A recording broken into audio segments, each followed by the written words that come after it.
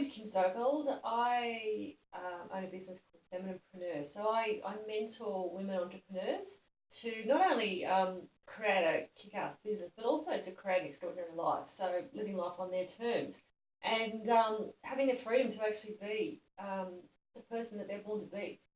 Um, so as you can already probably guess, I'm an Aussie, born and bred. I live in Sydney, Australia. Um, and here's my story. Ever since I can remember, I've always been the kind of female that just wanted to live life differently. I never saw the sky as a limit, and I always wanted just to go out and just experience so much and just be so much and do so much.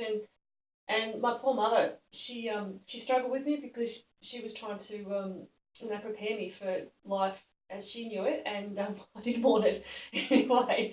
Um, so I went through high school having no clue about what I wanted to do when I grew up. All I knew was that I wanted to go out and live an amazing life. And I finished high school, went to university, and I did IT because I was really good at maths, good at physics, and because IT at that stage was the big and upcoming thing. I listened to my family and did that. To be honest, I hated it. It just I could do it, but it did nothing for me from the perspective of what my heart wanted me to do. And I came out of uni, and I just thought this is not where I'm going to go, and not having a clue about where I want to go, and really not having a lot of belief in myself because I was still struggling to with that confidence of actually going out and being me. I took a job as a mail clerk in government, and which actually was a lot of fun. And I spent a couple of years working through the ranks, and I realised when I got into working is that I was actually really good at seeing the big picture, and I was actually a leader, and I could just make things work better. So in the space of 4 years, I went from being a mail clerk to a senior manager, and and quadrupled my income, and it kind of started to getting a picture about there's more of a picture about a leader, and I decided I wanted to be a CEO, and so I kept working because I thought, well, that's it. I'm going to earn a lot of money. I'm going to travel. I'm at that stage, and even as a child, I was never going to get married and have children. It was just one of those things I was never going to do, and so I kept working my way through, and in my mid 20s, I decided to go and travel for a couple of years. So I put my job on hold for a couple of years, and I was engaged at the time. And went to Europe for 2 years and worked there and travelled and absolutely loved it. I just felt like I'd found me. And we broke up while we were over there because he decided he wanted to stay in Wales. And so I come back to Sydney with this specific purpose of packing up all my things, selling everything, working for 6 months, and going back to Europe and living in Europe permanently. And then my life changed. That was my first curveball. I met a man, we got engaged, and I got pregnant. And there I was, this woman who was never going to get married and have children. It was always going to be this worldwide traveller. All of a sudden, mother and wife. And so that was a bit of a learning curve for me because I had to change how I looked at myself and looked at my life. And to be honest, I struggle with it. I struggle with the juggling of being a full time corporate, executive, and being a mother. And even though I worked from home for the first 12 months, I did some project work. I went back to work, full time when my son was one. And I really, really struggled with leaving him in daycare every day, with him kicking, screaming, crying, and my heart just breaking. And then trying to deal with the demands of my career and what I wanted. And I really struggled with it. When my son was 18 months old, my marriage broke because my husband was an alcoholic or my ex-husband, and he started becoming abusive. So I made a decision that uh, I was going to be happier and my son was going to be happier if we went solo. I just thought that is a much better environment for both of us. So I walked away, and I had no clue what I was going to do. I remember sitting there one day thinking, how am I going to make this work? How am I going to support myself in Sydney? I had no family in Sydney. How am I going to make this work? How am I going to afford it? Because my ex-husband, as soon as the divorce went through, he was gone. No financial support, no emotional support, no care support for my son, nothing. So I became everything to my son, and so I made the decision that I had to push harder. And so over the next 2 years, I doubled my income again, but the payoff was is that I was working 80-hour weeks, and so even though I was earning a lot of money and I had a lot of money, I had no time, and my son was always in care, or he was always getting dragged to work with me, and so his time with me was me either stressed, me under the pump, me focused somewhere else, me dragging him out of bed in the morning, and me pushing him back into bed at night. And I looked at this little boy, I thought, you know what, this is not a life for him. And I looked at me and I realised I was absolutely miserable and I was unfulfilled. And I just thought, this is not what I want. I'm living a life to someone else's um, story, and this is not my story. So, as a single mum, I made the decision to walk away from a career this time. And so my son was 4, and I was lucky that I'd positioned, or not lucky, I'd spent a bit of time doing that, but I put myself in a position where I had a bit of money to actually, you know, I had a bit of money so I could actually sit on for a bit and just to think. So I took 12 months off everything. I spent 12 months just to focus on me because I was exhausted and my son. And over that time, I was trying to work out what I wanted to do. What kind of business could I create that served me and and who I was and would make me happy and fulfill me. And I realized along the way that it was helping women through the same journey that I've been on and helping women, go from surviving to actually thriving and having a business that is not only kick ass, but them living a life of freedom, where they're actually out there doing extraordinary things for themselves as well. And so that was my business idea that came into play. At the end of that 12 months that I took off, I met a man, and a loving man, and we started dating. And just as I was about to kick off my business, because I'm also a competitive cyclist, and at that stage I was competing mountain biking and I was training for a big event. And I've been out training, and it was New Year's Day 2006. I went over the handlebars and found myself waking up out of a coma with a neck that had been broken in 4 places and a head injury that had me bleeding in the brain. And I don't remember much about that time because I was amnesic for a lot of it. But what I remember is the neurologist looking at me saying, Kim, you're going to be permanently brain damaged. We don't know to what extent, but I highly doubt you'll ever work again. And if you do, it's going to be in a part-time capacity. Your sports are over, and you're probably going to be a couch potato. And anyone who knows me, knows the kind of person I am. You ask my mother, knows that if you say something to me that I don't want to hear, I will do everything I can to actually go the other direction. It's just inbuilt in me. And I remember sitting there thinking, no, wrong person. This is not me. And so I could hardly walk at that stage. I was really wobbly and hanging on the walls. But I had a friend who drove me to see the neurologist, and he drove me home. And I distinctly remember going to my room, getting my runners, putting them near the front door, and making a decision I was going to run a half marathon in 10 weeks. And I couldn't even walk straight at that stage, mind you.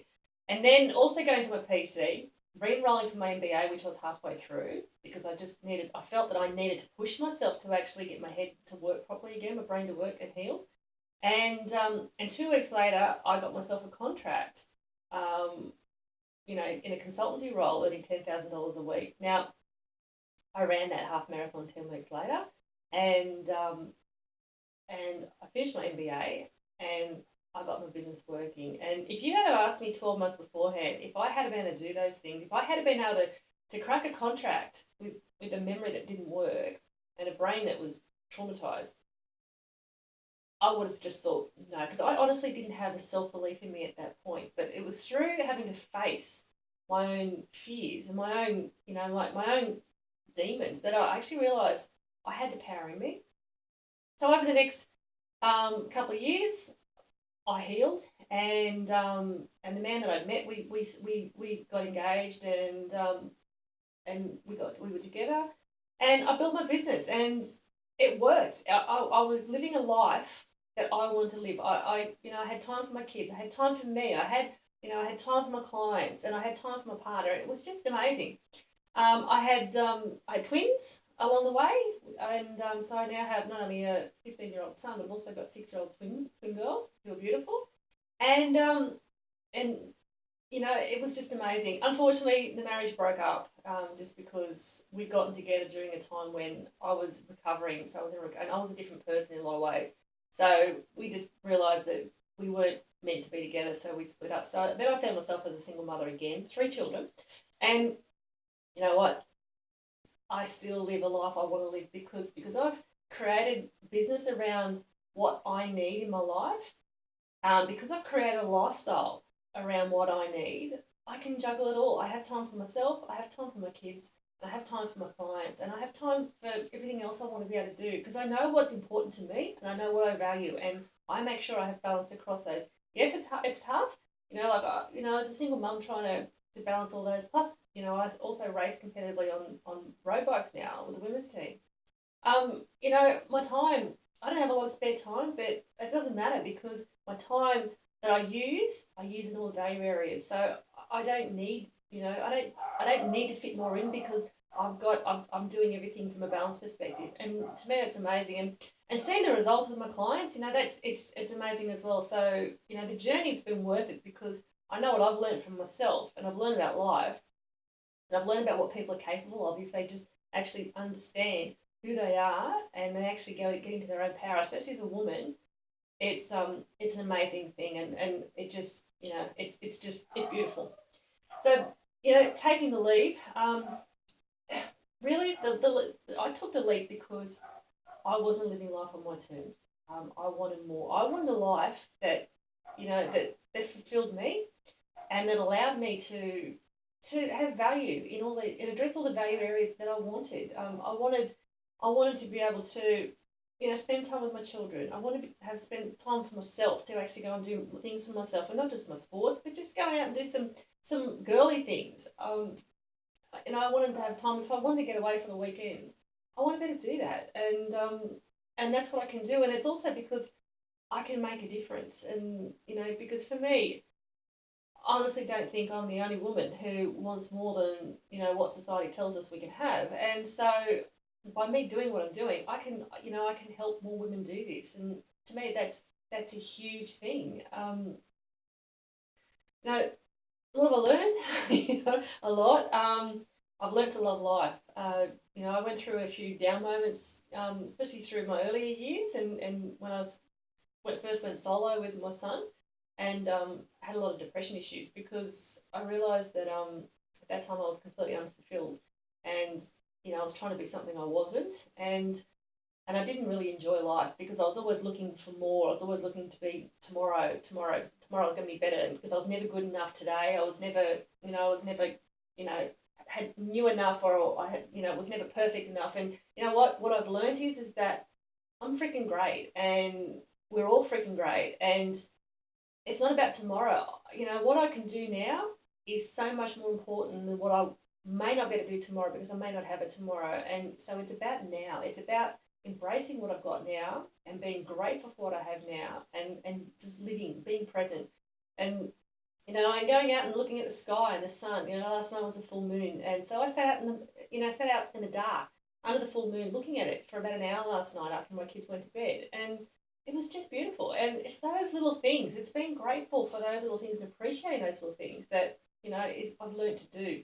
I've also learned about my own power and the courage that I have by facing my own fears and facing my own demons. I realised that you know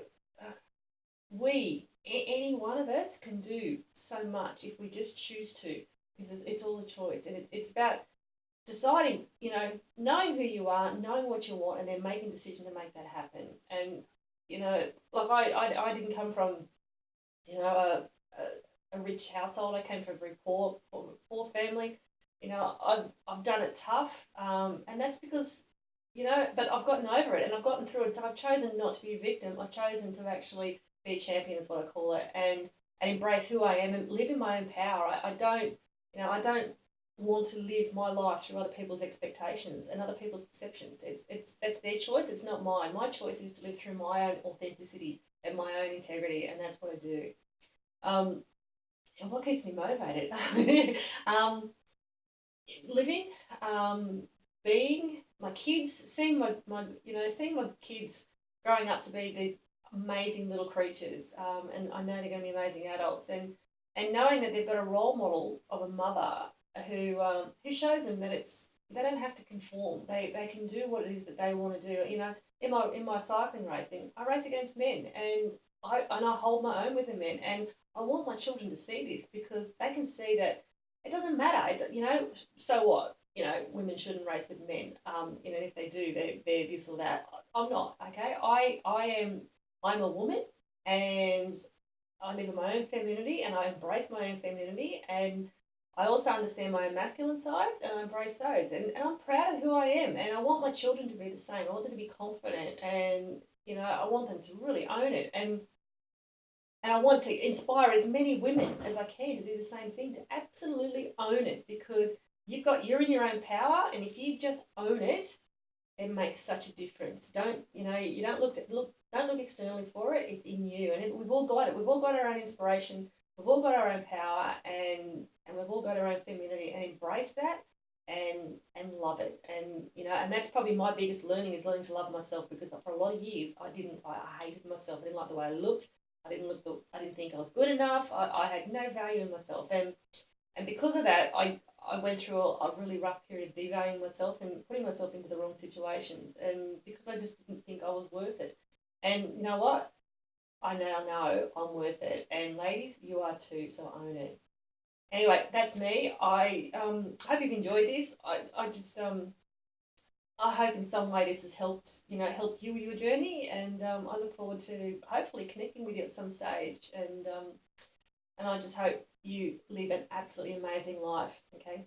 Stay safe, ladies. Bye.